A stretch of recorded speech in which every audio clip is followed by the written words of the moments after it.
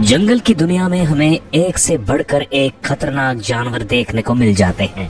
इन जानवरों में से कुछ तो ऐसे हैं जिन्हें देखते ही जंगल के दूसरे जानवर अपनी जान बचाकर भागना शुरू कर देते हैं। इन्हीं खूंखार जानवरों में पानी के शिकारी यानी क्रोकोडाइल और केमैन का नाम भी शामिल है। ये दोनों जानवर इतने खतरनाक हैं कि पानी के पास आने से पहले भी बाकी जानवरों को 10 बार सोचना पड़ता है, क्योंकि वे सभी जानते हैं कि अगर इन शैतानों के हाथ लग गए तो फिर इनका जान बचाना भी मुश्किल होगा। आज के इस वीडियो में हम इन दोनों शिकारियों के बारे में ही आपसे बात करने वाले हैं। यहाँ हम इन दोनों के शरीर, इनकी खासियत से लेकर इनके सबसे खतरनाक हमलों को बेहद करीब से आपके सामने रख रहे हैं। तो चलिए बिना किसी देरी के जानते हैं इनके बारे में। वैसे इस तरफ आगे बढ़ने से पहले हम आपसे ये पूछना चाहेंगे कि क्या आप जानते हैं कि क्रोकोडाइल और केमैन के बीच में अंतर क्या होता है?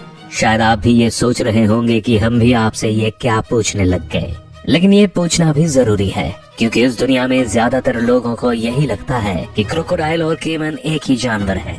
लेकिन अगर असलियत में देखा जाए तो ऐसा बिल्कुल भी नहीं है। इन दोनों ही जानवर के बीच में बहुत से अंतर होते हैं जो इन्हें एक दूसरे से काफी अलग बनाते हैं। ये अंतर न केवल शरीर के मामले में बल्कि इनके व्यवहार में भी साफ झलकते हैं। जैसे अगर इन दोनों जानवरों के शरीर के बारे में बात करें तो क्रोकोडाइल आमतौर पर केमैन से काफी बड़े होते हैं। जहाँ किसी केमैन का शरीर की लंबाई 5 फीट से लेकर 19 फीट तक होती है, तो वहीं इसके मुकाबले किसी क्रोकोडाइल के शरीर की लंबाई 5 फीट से लेकर 25 फीट तक पहुँच जाती है। यही नहीं, अगर आप किसी केमैन का वजन देखेंगे तो ये करीब 272 किलोग्राम तक होता है। तो वहीं अगर हम क्रोकोडाइल को देखेंगे तो इसका वजन आमतौर पर 900 किलोग्राम तक पहुँच जाता है। यानी शरीर के मामले में तो ये बात साफ झलकती है कि एक क्रोकोडाइल के सामने केमैन काफी छोटा नजर आता है। हालांकि ये जानवर एक दूसरे पर हमला नहीं करते, लेकिन अगर इन दोनों के बीच लड़ाई हो जाए तो इस रिजल्ट पर पहुंचना मुश्किल नहीं होता कि क्रोकोडाइल ही यहाँ विनर साबित होता है। इसके अलावा जब दुनिया में इनके मिलने के बारे में देखें तो केमैन मुख्य रूप से सेंट्रल और साउथ अमेरिका में देखने को मिल जाते हैं। केमैन को नदियों से लेकर तालाबों, झीलों, दलदली जगहों आदि में आसानी से देखा जाता है, जबकि इस जगह क्रोकोडाइल की कई प्रजातियां दुनिया के लगभग हर हिस्से में देखने को मिल जाती हैं। ये आमतौर पर नदियों और तालाबों में रहना पसंद करते हैं। यही नहीं, जहाँ केमैन की लाइफ 20 से 40 साल तो वहीं क्रोकोडाइल की जिंदगी 20 से 70 साल तक होती है। अब तक हमने आपको केमैन और क्रोकोडाइल के शरीर की लंबाई और वजन के बारे में तो बता दिया, लेकिन अभी एक जरूरी बात बची हुई है और वो है इन दोनों शैतानों का लुक। क्योंकि शिकारी का वजन और लंबाई चाहे कितनी ही क्यों ना हो, उसका लुक तो सबसे ज्यादा मैटर करता ही है।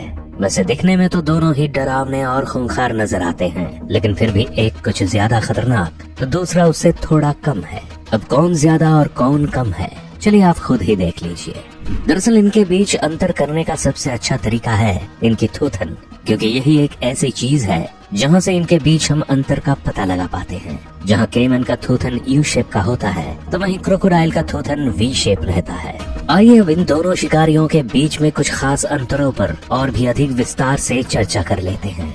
जहाँ तक देखा जाए तो क्रोकोडाइल अपने आप में एक अलग जानवर है जिसकी किसी और के साथ समानता नजर नहीं आती, लेकिन दूसरी तरफ केमैन वो जानवर हैं जो क्रोकोडाइल की बजाय एलिगेटर से ज्यादा मेल खाते हैं। और शायद यही वजह है कि कई लोग इन्हें अक्सर ही एलिगेटर समझने की भूल कर बैठते हैं।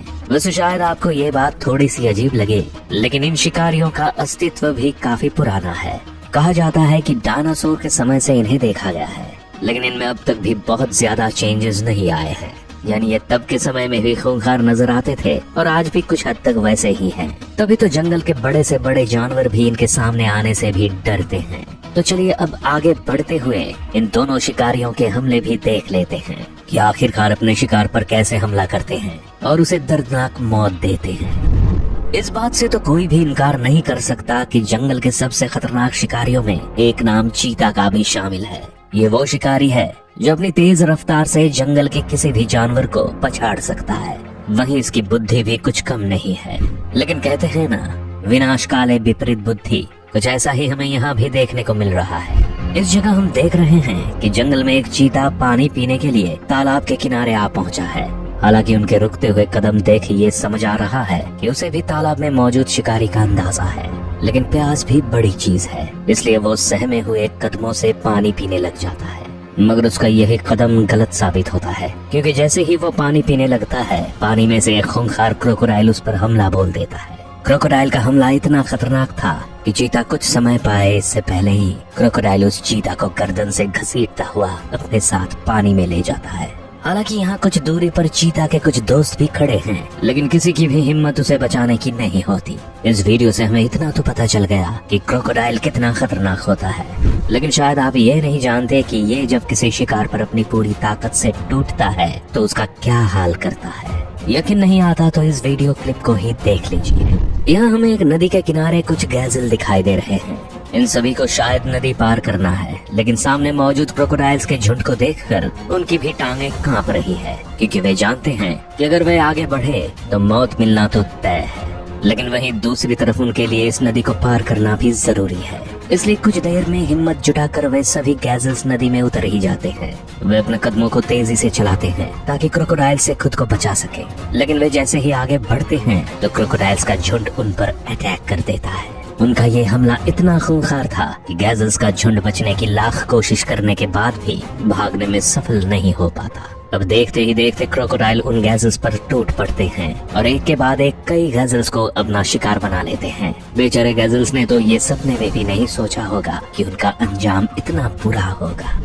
वैसे अगर आप ये सोच रहे हैं कि ये क्रोकोडाइल केवल कुछ छोटे जानवरों को अपना शिकार बनाते हैं तो शायद आप गलत हैं, क्योंकि ये तो वो शैतान हैं जो किसी को भी नहीं छोड़ते।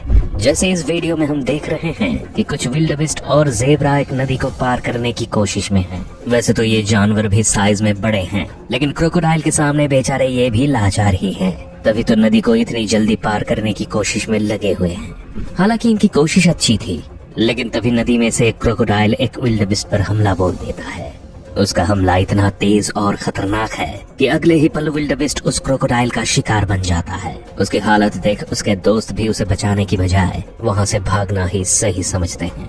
इधर बेचारा विल्डबीस्ट खुद को बचाने के लिए हाथ पैर चलाता है, लेकिन अब क्रोकोडाइल जोर जोर से घूमकर उसके पूरे शरीर को तोड़ कर रख देता है। क्रोकोडाइल के हमलों के बाद अब जरा केमैन के हमलों पर भी नजर डाल लेते हैं, क्योंकि भले ही ये क्रोकोडाइल से साइज में थोड़े छोटे हो, लेकिन खूंखार होने में ये भी किसी से कम नहीं होते।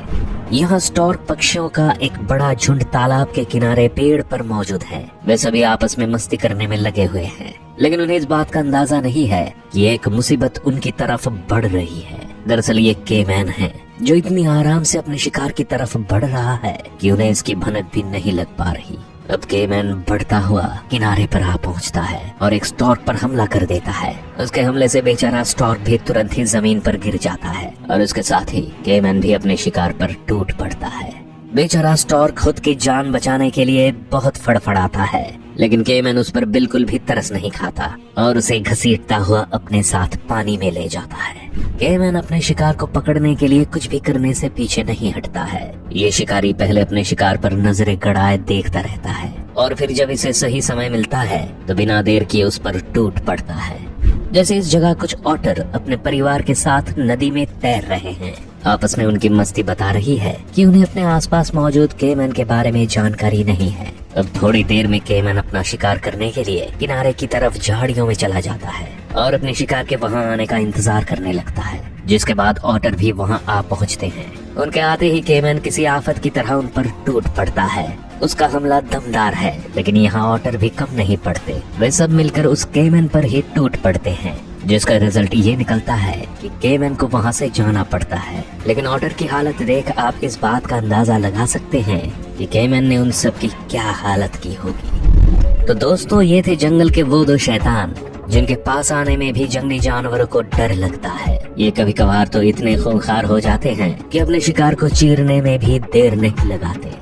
और शायद यही वजह है कि पानी के पास जाने वाला हर जानवर पहले 10 बार सोचता है, क्योंकि हर किसी के मन में एक ही डर रहता है कि कहीं ये उनके जीवन का आखिरी घूंट ना साबित हो जाए। वैसे आपको हमारा ये वीडियो कैसा लगा हमें कमेंट्स में जरूर बताएं। अगर आपको ये वीडियो पसंद आती है तो वीडियो को लाइक और चैनल को सब्सक्राइब करें। साथ ही बेल आइकॉन को दबाना ना भूलें।